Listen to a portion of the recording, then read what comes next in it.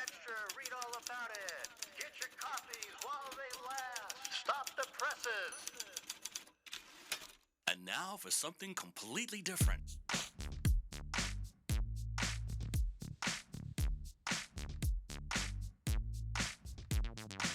Are you ready for a little truth? Are we not entertained? Wisdom is the proper use of knowledge and experience. There are no safe spaces here. The truth shall make you free. It's showtime! So you want the truth, but can you handle the truth? Well, here's another fine mess you've gotten us into. Now that's entertainment. Enlighten me a little. What you say is quite logical. And what did we learn? Prepare yourself for a little sensory overload. I came here for the truth.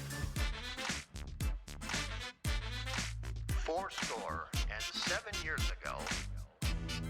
Stand by the roll show intro. Roll show intro in 3, 2, 1, go. This is the Craig L. Hayes Show. Hello, America. Family, friends, and listeners all around this planet we call home. This is the Craig L. Hayes Show, and I am Craig L. Hayes. Today, boy, what a week we've been having so far. The attempted assassination of President Trump over the weekend, and other things going on, rulings, all kinds of crazy things going on. But today, I don't want to talk about that right now. Maybe tomorrow I will. Today's date is the 16th of July, 2024. I want to continue our series on the Constitution and the Bill of Rights, but I want to go past the Bill of Rights. We've already done all 10 Bill of Rights. The 11th and 12th, kind of administrative constitutional things, considering the rights for jury trials and federal lawsuits and who can have jurisdiction over trials. Important to a certain degree, but not that much to where it's worthy of some time for me to go dissect everything, do all the background on it. To be perfectly honest, it just doesn't appeal to me all that much. But anyways, I want to move on to something that really does appeal to me, something that really has some importance even as we come out here after almost 250 years of our existence as a nation, as the greatest empire and country God ever created, conceived, and formed in this entire history of the world. I want to talk about amendments to our Constitution. Today, I want to start with the 13th Amendment, and I want to move on to the 14th and 15th shortly after that. But I want to talk about the 13th Amendment first. 13th, 14th, and 15th Amendments were known as the Civil War Amendments because they happened during the Civil War.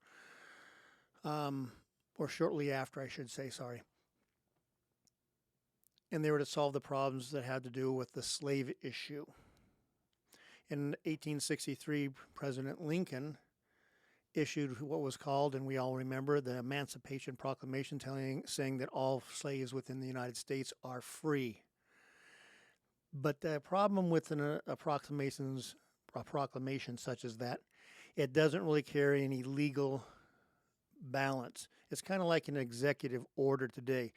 You know, the moron in the White House right now, President Biden, can issue an executive order right now and say, hey, Craig, you don't have the right to own a microphone. I'm going to tell him to shove it. He has no right to tell me what I can and can't do. It's the same type of thing.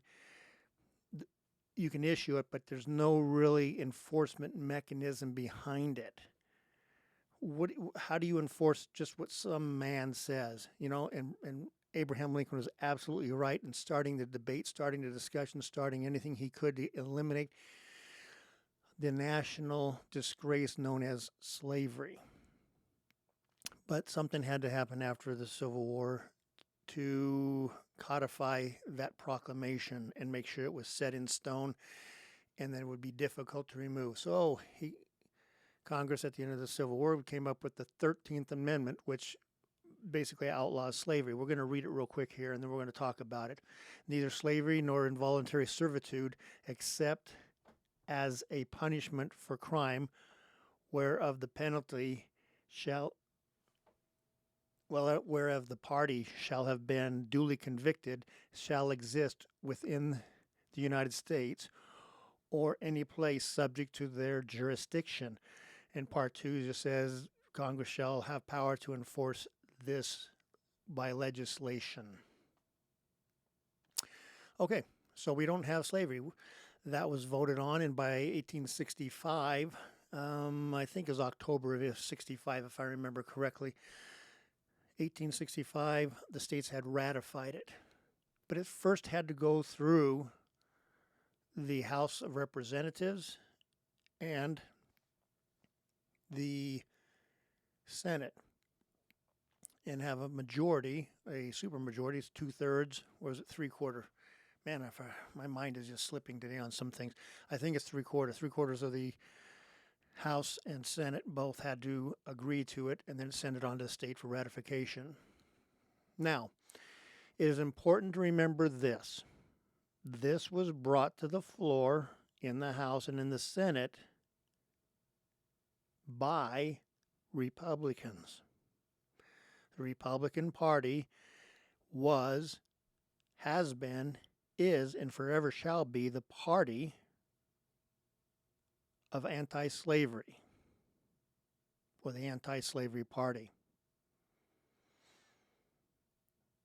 The Democrat Party was the one who fought for slavery, and they still do today.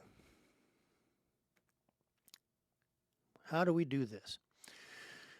How did we get so many people? And remember, when the constitutional amendment was going through the process within the Congress, there were still Democrats in the Congress. There weren't any representatives from the 13th Confederate States because they had not been re-included into the United States of America. They were not allowed to be a part of this debate because they had rebelled against the Constitution, against the United States of America. So the Constitution Amendment, the 13th, outlawing slavery, was passed almost 100% on party lines. The Republicans all voting to outlaw slavery and free the slaves, and the Democrats, wait a second, you said Democrats, there was no Southern Democrats allowed there. No, you're absolutely right, but there were from the northern states. The northern state Democrats voted to keep slavery in place, even after the war had been fought, even after the South had lost their fight for slavery. Northern Democrats fought to oppose freeing the slaves. Democrats once again stood on the wrong side of history and voted against freeing slaves. They wanted to keep their slaves and not have a constitutional amendment ensuring that slavery would never be tolerated in this country again. Well, Craig, that doesn't sound right. Go look it up for yourself. The Democrat Party has been, and always will be the party of slavery. They are pro-slavery even in 2024. Well, Craig, they aren't out there saying we want slavery and such. Oh, we're going to talk about that later in the 16th and 17th Amendments, especially the 16th Amendment. Because if you ask me right now, the 13th Amendment to our U.S. Constitution and the 16th Amendment, allowing taxation on income, are in direct opposition to each other. But we're going to go over that later on the 16th when we get there. We're going to bring this 13th up. But I want you to get a chance to look over the 16th Amendment when we get there, and let's have a discussion about it and see how you think, see what you think about what I'm telling you here. So anyways, we are allowed to have slavery within the 13th Amendment. Most people don't realize that. They go, well, slavery is outlawed.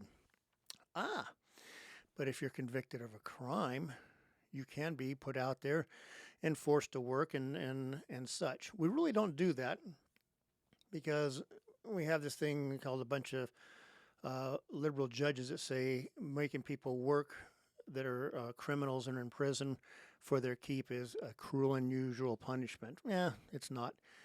They're full of it. They see the Constitution through the eyes of I don't know, blurred vision when they read the Constitution. So anyhow, the 13th Amendment: no slavery is allowed except when you're convicted of a crime, and that's part of your punishment. That is right there in the 13th. You can read it all day you want.